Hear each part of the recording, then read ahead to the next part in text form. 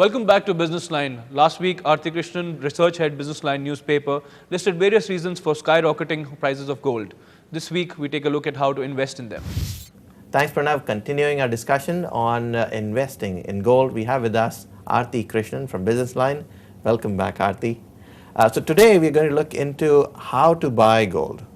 Tell us, where should I start? There are various modes of holding gold. Usually when you talk of buying gold in India, people think of only jewelry. They think of the ornamental part, and actually you want to buy some piece of jewelry and you console yourself with the thought that it is also an investment.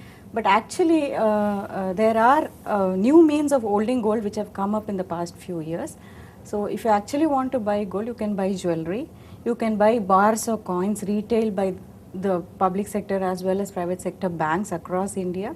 You can hold exchange traded funds, which I mentioned in the last episode, and you can also buy contracts in gold for in the futures market in the commodity exchanges. Now let's also compare these different ways of buying gold. What's more expensive? I know if you buy it from a jeweler, they'll most likely charge you for making things and melting things and so on. What are the downsides and upsides of buying gold from other places? Let's start with the forms of holding physical gold, that is the bars versus the jewelry. Basically, if you go to the jewelry shop and buy gold, because you're buying a piece of jewelry, there's a lot of making charges, wastage charges built into it. Plus, you may be paying extra for the craftsmanship. In the case of certain pieces, the craftsmanship component may be higher. You may also be paying additional charges for the stones and the other pieces of work which are embedded into the jewelry. So you may end up paying a slight premium over the normal gold price that is prevailing in the market. But are the craftsman charges are being levied in any case? If you're buying gold paperlessly, then there's a broker involved. If you buy it in solid form as jewelry, then making charges and all come in. I mean, there's always a craftsman involved. But the difference is about how much they charge for the craftsmanship.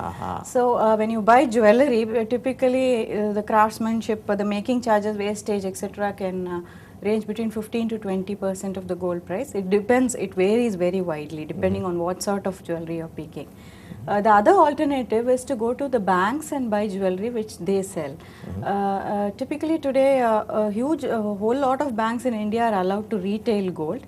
So you have SBI, Indian Overseas Bank, HDFC Bank, Kotak Bank, all of them sell gold through their designated branches. When you go to the bank to buy gold, you get it in denominations of anywhere between 2.5 grams and 50 grams. And this is standardized gold. Basically, they import it from Switzerland or some other country. It is hallmarked, that is, the purity is completely certified as 99.99% purity, which is 24 karat gold. And then it is packed in tamper-proof packs and given to you.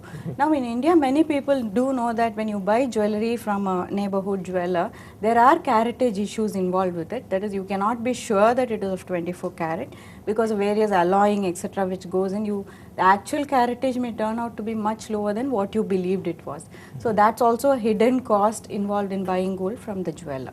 So holding charges would be one that people should keep in consideration. How about liquidity? Like, if you want to sell gold back, if you bought it from your neighborhood, you will go and sell it back at maybe some discount. But if you're holding paperless gold, how do you make transactions there?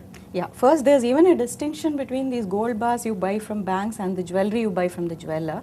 All jewelers in India typically offer a buyback option where you can go and give back the jewelry and he will take it back at the prevailing gold price minus some deductions. Now those deductions are very fluid, it's difficult to quantify them. Whereas when you buy a bar from a bank, the bank will not buy it back. Banks are simply in the business of selling these gold bars. They do not have a mechanism for buying back the gold bars and melting them. So this distinction you should keep in mind. If you plan to sell it back quickly, then the bank option you should reconsider it. Now when you hold gold in paperless form, it is much like stocks or bonds where there is instant liquidity. I mentioned the ETF option, the exchange traded funds, which are simply listed and traded on the stock exchange. So if you hold a demat account, you can just simply check the prevailing quote for the particular ETF which you hold, and you can sell it on the exchange. If you have an online trading account, at the click of a button, you can just sell the units that you own. So interesting. Let's go back to buying gold from the bank just for a minute. So if I bought it from a bank, I can sell it back to the bank. Who do I sell it to in that case? You will have to sell it to the jeweler. So the same charges involved? Yes. In that case, the jeweler, usually jewelers, when they sell you gold, they mark it with their particular brand name or logo. If you sell them gold that is other than the one from their own shop, they will charge a hefty discount on it. However, bank gold bars, by virtue of being hallmarked and completely certified, you may get a better price for it than you can expect from jewelry. Interesting. Aarti, now going to the paperless form, if I'm buying gold and expecting returns from it, it's paperless. I'm not actually going to touch it. It's not a tangible asset that I'll ever see. How different is gold from copper, from platinum, from any other metal out there? If you're looking at the investment prospects of gold compared to other metals, they are two wholly different things actually.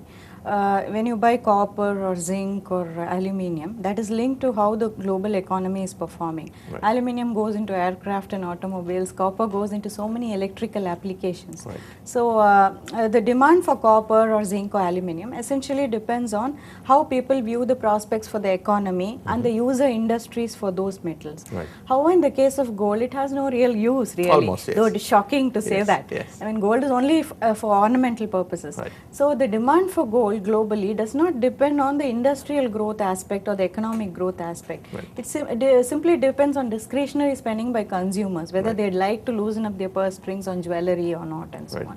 And the second component that I mentioned is investment demand. That Right. investment demand is something which is unique to gold because of its liquidity and tradability worldwide. Not copper or zinc will not be bought by central banks for currency diversification. So those are the two unique aspects of buying gold as compared to other commodities. Now this investment aspect of gold also makes it quite volatile. Though people in India typically believe that if you buy gold, it's a safe bet. Gold in the long term can only head up. That's not really true because there was a fairly long period between 1996 and 2002 when you would have actually earned a nil return on your gold investments. Gold prices did nothing. They peaked, they came down, and they again went back to the peak. That's it. So you're saying it's much better to buy gold that's of paperless form Yes. than tangible. Yeah. What kind of risks are involved? If you could just tell us that. Yeah. Because this buying gold ETFs basically is something which goes through the normal mode of stock market transactions. The third party risk, the risk of the other party defaulting is actually minimal, and the risk of your not being able to execute the trade, etc., are also minimal. However, you will bear the risk of price fluctuations. If you buy an ETF, it will faithfully mirror the international gold prices. So if international gold prices decide to fall one day, and you will exactly reap the problems associated with that. I mean, you will also see your value of your units really falling. The other factor could be that gold ETFs, because they are a relatively new concept in India, the liquidity in them is not very high. Every day you will find a few thousand units being traded. But if you want to accumulate huge hoards of gold, then you may not be able to sell the entire thing on a single trading session because the volumes of trading are not that high. So well, looks like lots of returns, good returns for people who are willing to take the risk in the gold markets. Well, thank you, Aarti, for all these golden tips. Thank you. Pranav, back to you. Stay tuned to Business Line. We'll be right back.